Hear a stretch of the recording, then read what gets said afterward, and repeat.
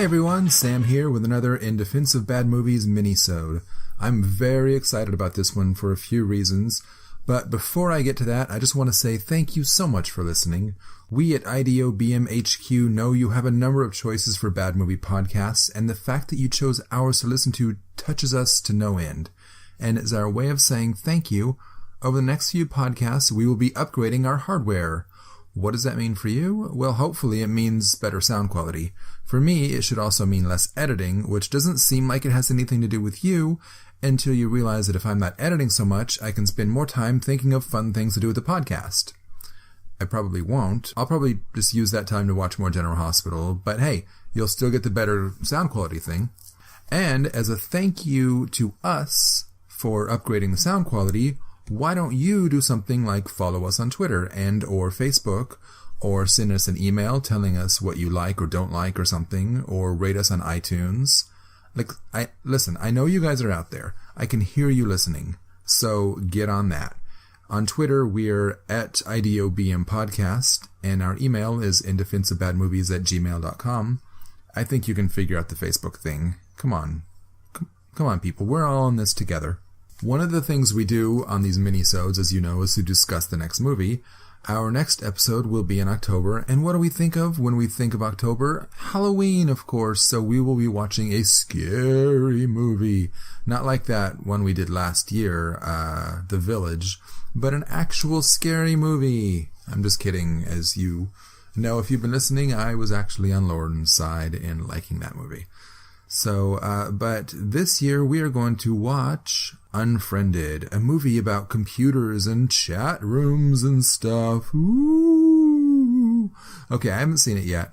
And while it actually has a decent rating from the critics on Rotten Tomatoes, it's currently at 61%, the lay people are not liking it. It's only got a 39% from the audience, which is pretty scary because usually, unless it's like a really heady film, the audience is much more forgiving than the critics. So it'll be really interesting to see what's going on here. And which of us is defending this gem? That's what I'm excited about. We're going to have another guest defender. My friend and fellow upperclassman Bobby Ramos will be right here in the IDOBM studios to defend Unfriended. Bobby may very well be the funniest person I know. And not only one of the funniest people I know personally, but one of the funniest people I even know of. So that'll be in 2 weeks. Make sure you don't miss it. One of the other things I'm excited about, several months ago, Loren and I toyed with the idea of creating our own podcast with just the two of us.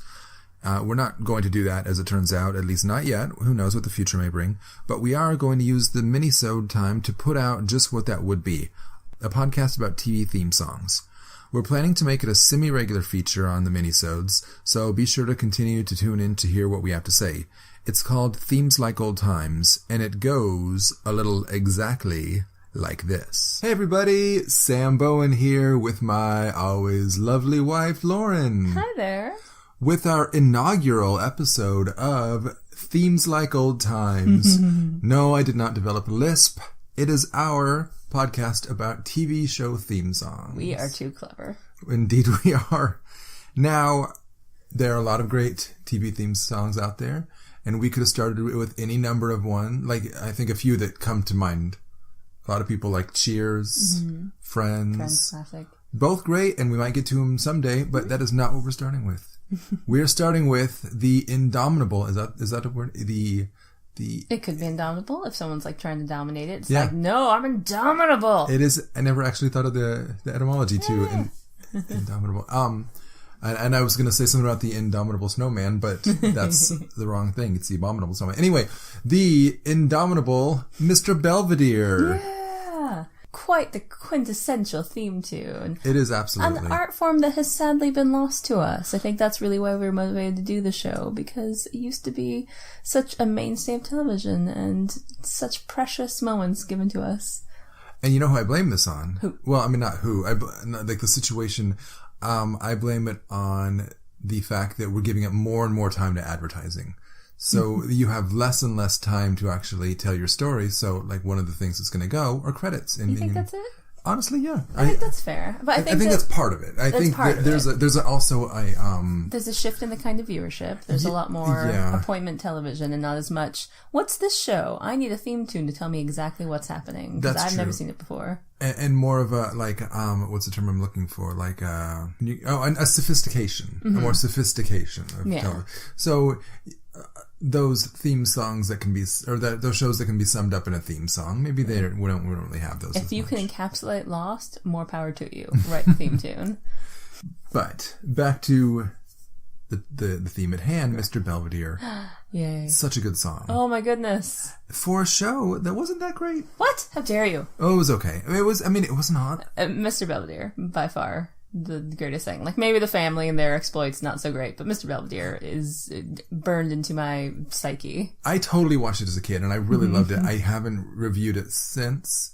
I'm kind of judging this based on the fact that it was on for long enough, but, I don't know. But when you became a savvy viewer, it wasn't still available to you? It was not. So tell us about the song. I'm telling you about the song? If you know anything.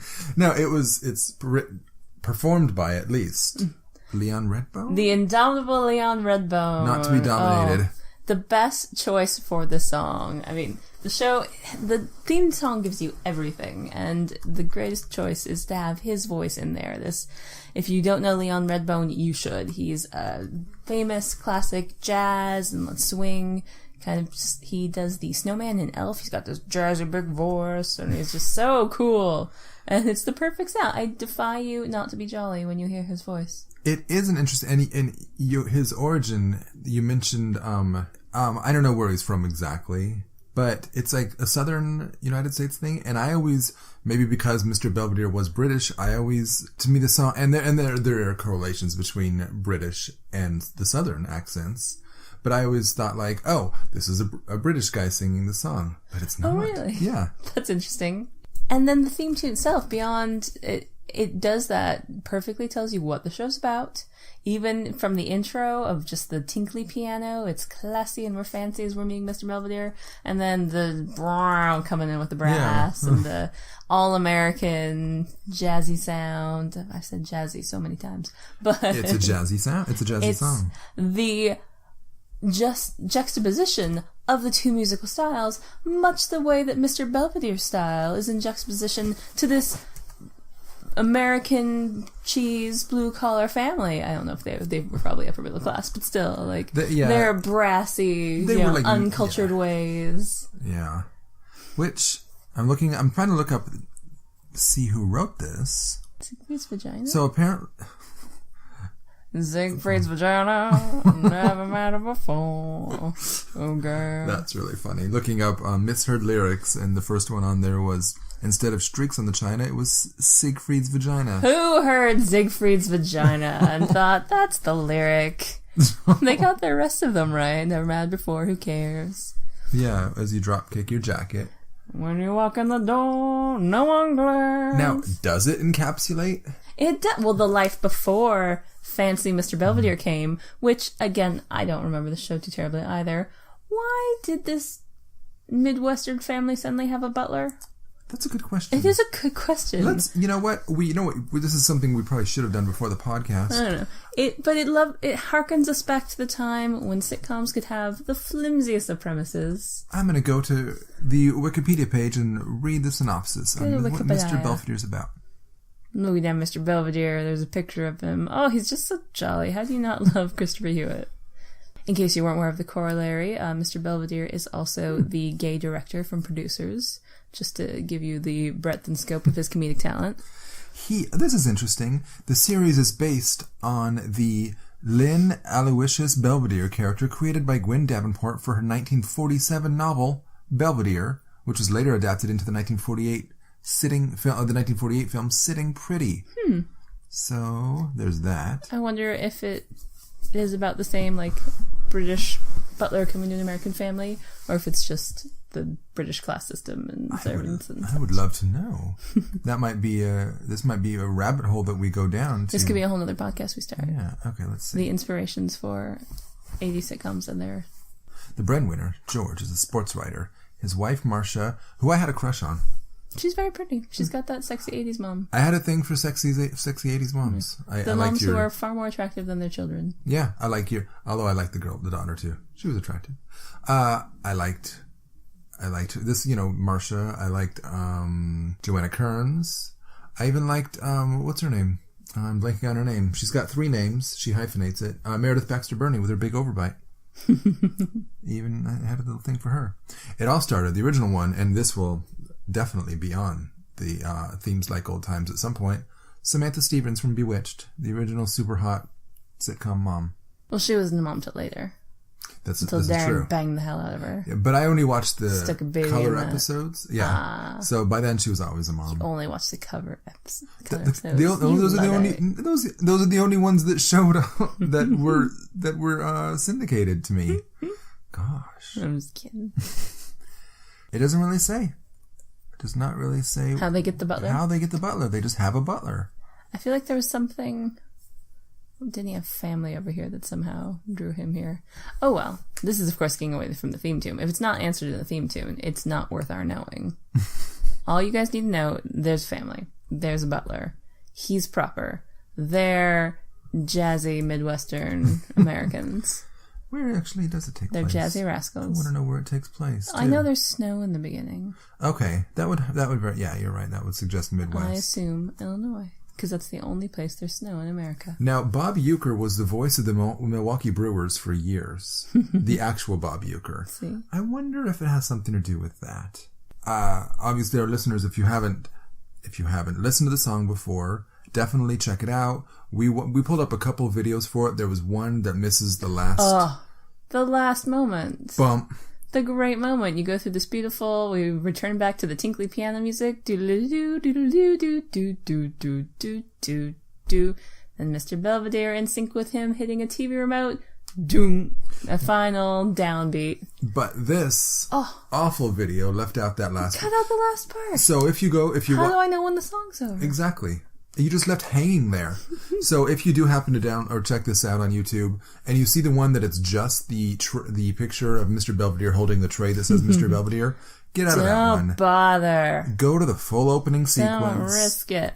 And I might say, we're not necessarily endorsing that you go try an actual episode of the show, because again, we've not tried in a while. We can't confirm whether or not the show is worth your time. No. But the theme song I would have on loop. I want it to be my ringtone. Now, do you think we should probably sing the song? Oh, of course. I think that our beautiful musical talents can only serve the song, and our fans will be the better for it. Fans is a generous word. The people who are nice enough to listen. Now, this is interesting. I did finally find the lyrics are by Gary Portnoy and Judy Hart Angelo. If I'm not mistaken. Oh, yes. Gary Portnoy wrote the Cheers theme song. Really? That's interesting. That makes a lot of sense. So he wrote Portnoy Cheers. and Hart Angelo. Yeah, the great musical theme. Oh, man. I bet we're going to be talking about a lot of their songs. I'm sure we will. That and Alan Thicke. Oh, gosh. Oh, I don't want to talk about Alan Thicke. You don't want to talk about Alan Thicke? No, I don't want to talk about Alan Thicke. We won't talk about his horrid son. Oh, I see what you're doing. I was doing Paul Tompkins doing Alan Thicke. Naturally.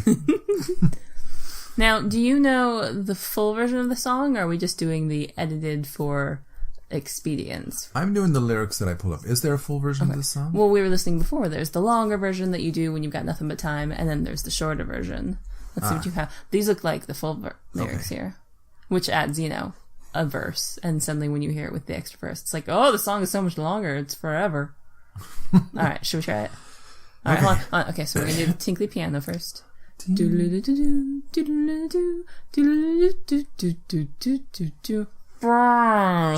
on the china, never mattered before. Who cares when you kick your jacket as you came through the door? No one glared, but sometimes things get turned around and no one's spared. All hands look out below. There's a change in the status quo. Gonna need all the help that we can get. According to our new arrival, life is more than mere survival, and we just might live the good life yet.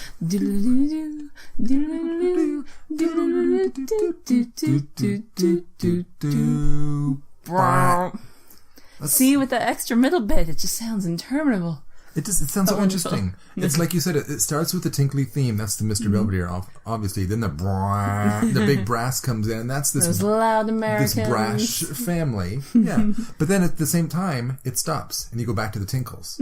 So it ends on the tinkles. But then, no, you get that one last... Because he's going to come and he's going to whip this family into shape. But, not really. They're still themselves. It's like that Sherry Bobbins episode of The Simpsons, where at the end, they're still themselves. So... It's the perfect theme tune. It gives you the whole show. You know what? It really does. I'm going to give this theme an A+. I also agree, and I want to give it an A+. So I think we unpacked about just about everything we can. Oh, I bet there's lots more to unpack. Do you? We, with our flimsy research that we did on the fly, I think have all we can possibly fit. I think I have to look up Leon Redbone. Yeah, that's him. He's so jazzy. With the dark glasses. He looks and his like hat. He's either runs Banana Republic in Panama, or he's a super cool folk jazz musician. Or he's Father Guido Sarducci. Ah, he's Father Guido Sarducci. This one picture in particular that looks like Father Guido Sarducci. But he's so cool. Was famous for being an irreverent priest who was not funny. He was funny. Oh, okay, he was funny. Mildly. Yeah. It was early days of SNL. Yeah. You know what we need? A theme song for our theme song show. We'll have to write our theme song for our theme song show. We'll have to do that. Maybe we can get my brother-in-law's band to record it. Probably not. I want to do some kind of self-produced, like I Was There Too, or the original How This Get Made lyrics. I do not know. I Was There Too. Well, you kept this part out then. Are you in close contact with either Chris Hardwick or Mike Furman? I see them in LA occasionally. Points! But not theme songs. Okay. Well, thank you guys for listening. Thank you very much. We'll work on a theme tune. Yes. Bye-bye. Bye. Strikes on the channel. Never mind before. Should I put in the theme song? I think we should.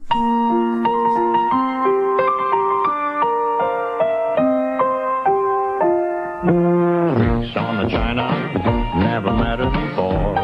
Who cared when you drop kicked your jacket as you came through the door? No one glared, but sometimes things get turned around and no one spared. All hands look out below. There's a change in the status quo. Gonna need all the help that we can get. According to our new arrival, life is more than mere survival. We just might live the good life yet.